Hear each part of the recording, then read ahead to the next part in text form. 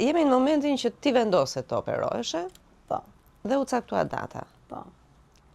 Data afroi, çfarë ndodhte me ty? Mirela, unë përgjithsisht dua të tregohem e vërtet çfarë ka ndodhur brenda meje. Unë mundova që me gëzimin dhe me fëmijët të mos tregoj asnjëherë që unë po largohem. Brenda vetes sigurisht e mendoja çdo natë. Kur ata nuk i kisha pranë në spital, qaja vetëm natën. Ditën bëja muhabet normalisht me infermieret, me mjekët, me gruan që kisha në dhomë. Madje ajo ishte një italiane që kishte pësuar një aksident në punë edhe kishte nevojë edhe për ndihmë. Unë dhe e ndihmoja të shkonte në tualet, të drejtonte dhe isha shumë e qeshur me të, a thuas që do operoj vetëm ajo mikja që kisha zënë aty dhe unë jo. Nuk kisha asnjë shenjë që t'ju tregoja që nata ime ishte shumë e vështirë. Netët e mia i kam shoqëruar me kufje duke dëgjuar një këngë Notre Dame de Paris, Emanuele. Nuk e di pse ajo u bë leitmotivi i shpresës apo i dhimbjes. Unë them i dhimbjes time. Me thënë, Belën Esmeraldën.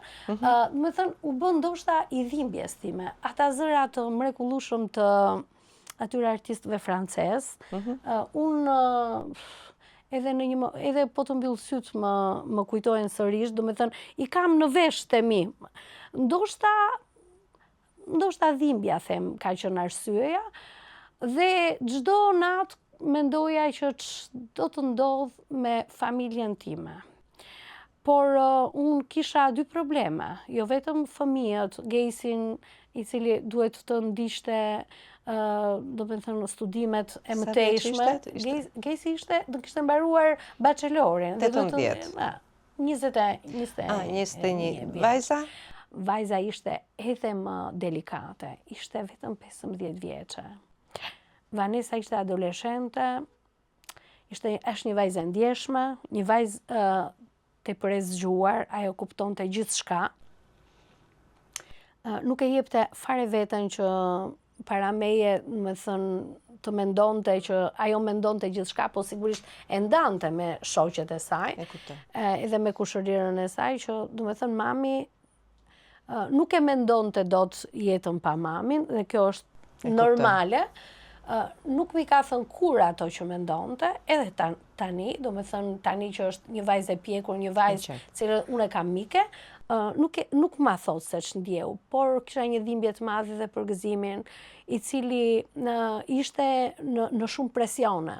Do me thënë, a i duhet të sillej ndryshe me djalin, duhet ta bënte shok, të jepte forcë, ndryshe me vajzën, duhet më jepte mua forcë, por unë në fakt komunikoja me të ditën, ashtu sikur ne kishim shkuar rastësisht, unë do bëja një ekzaminim dhe nuk ishte ajo që do të ndodhte. Pra ti nuk po ju ushtroi asnjë presion emocional. Asnjë presion. Megjithatë, unë shifja para meje që gëzimi zbardhej çdo ditë. Do me thënë, atë fytyrën e tij nuk do ta haroj. Çdo ditë vinin me një vrap drejt spitalit për të më parë se ç'ishte e nesërmja, unë mundohesha të rezistoja, sigurisht, vetëm se gruaja që kisha në dhomë kishte ndarë me gëzimin diçka. Kur unë nuk kisha qenë për momentin aty, i kishte thënë, Vasilika sillet shumë mirë, çdo bën biseda normale, nuk mendon që do të largohet nga jeta, por natën unë e kam dëgjuar ajo vetëm qanë. Do me thënë, të qarat e mia i kishte zbuluar mikja e dhomës time. Sa qëndrove në spital para se të bëj ndërhyrje? Qëndrova një 10 ditë. 10 ditë. 10 ditë, sepse ishin ekzaminimet e ullësishme se si 10 ditë, dhe më pas ishte pak më e gjatë. Por do të ndaj edhe diçka tjetër, bëra edhe gruan. Para se të nisesha, mbaj mend që pash me kujdes shtëpinë, ku i kisha problemet, sepse ndonjëherë rutina e përditshme, djali në shkollë, nuk kisha vënë ndonjë gjë në vendin e duhur. Vendin e duhur, domethënë që ta kisha ato gjërat në rregull të perdeve, të bukura. Pse po e bëje këto? Po nuk e di pse, i kam bërë. Bëre gati shtëpinë ti? Do me thënë unë... Në ç'kuptim me bëre gati shtëpinë? Shtëpia duhet të mos kishte asnjë mangësi. Nuk e di kur ti të ikje në spital? Në spital, shtëpia ime duhet ishte shumë mirë. Dhe e bëre shtëpinë? E bëra gati. Jo që do të largohesha nga kjo jetë. Po siç duket, nuk doja që kur unë të kthehesha, do të thënë, të gjeja rumuj, të kisha, nuk e di pse, edhe tani kujtohem me vete dhe the, gëzimi më shifte me habiq se çfarë po bëhem, më pyese ndonjëherë, po mirë, pse po e ndëron këtë Vasilika? Dhe në të gjitha vendet ku unë shkova porosita gjërat e reja, nuk thoja asgjë. Po ti mirë e ke, thonte, themi tapicierja e kësa. Jo, po dua ta ndëroj. Po mirë, thonte, ajo do ta ndëroj. Arsyet absolutisht nuk i ndava me njeri. E ke zbuluar arsyen e vërtet pse?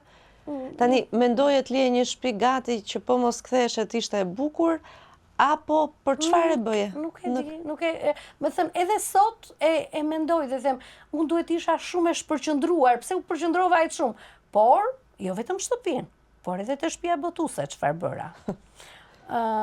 Nuk lash asnjë nga titujt që ne kishim marrë të drejtat pa e botuar.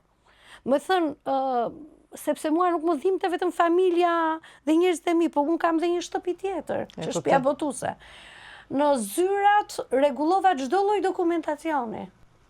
Do me thënë, përgjithsisht jam grua e rregullt në dokumenta dhe kam gjithçka të mirë rregulluar, por i sistemova.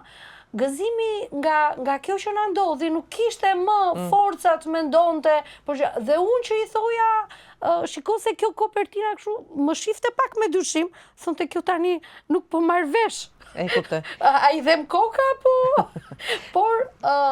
Pra ti vendose gjitha punët, i vure punët para që themi ne, dhe shkove në spital, prisje ditën. E prita ditën me ajo nata e fundit duhet të di, nata e fundit. Me natyrshmëri në ditëve dhe me të qarat e natës. E netëve. Dhe nata e fundit, në çfarë ore në operacion? Kam hyrë në orën 12 të drekës. Nata e fundit përpara ditës së operacionit. Si ka qenë për ty? Unë jam një besimtare e fesë ortodokse. Nuk jam praktikante, po jam një besimtare. Unë ju luta Zotit tim, ju luta shëntorëve që unë vërtet lus edhe sot, edhe kam lutur më parë. Dhe kuptovaj që nuk doja të largohesha. Me thënë, sa herë mendoja që mundet të mos t'jem, kisha një iritim më shumë se sa qarje. Jo, nuk e pranoja largimin. Aq më tepër, tek dritarja ku ishte krevati im, çdo ditë binte një reze dielli, sepse ka qenë shtator, kur unë jam operuar, binte një reze dielli mëngjesit, edhe nuk ta merr mendja Mirel se sa shumë e shijoja unë atë diellin. Me thënë, mua më dukej sikur flisja. Me mendjen time kam thënë shumë gjëra, kam thurur shumë ëndra për ditët që do të vinin, edhe i thoja vetes që është kalimtare, ti duhet ta mbash veten. Dhe pikërisht një natë përpara e pash diellin, para se ty janë operacion e pash sërish, edhe sikur ajo ngrohtësia e tij më bëri që kur u shtriva në shtratin për t'u larguar në sallën e operacionit, dikush ka lart më premtoi që unë do ta shoh sërish.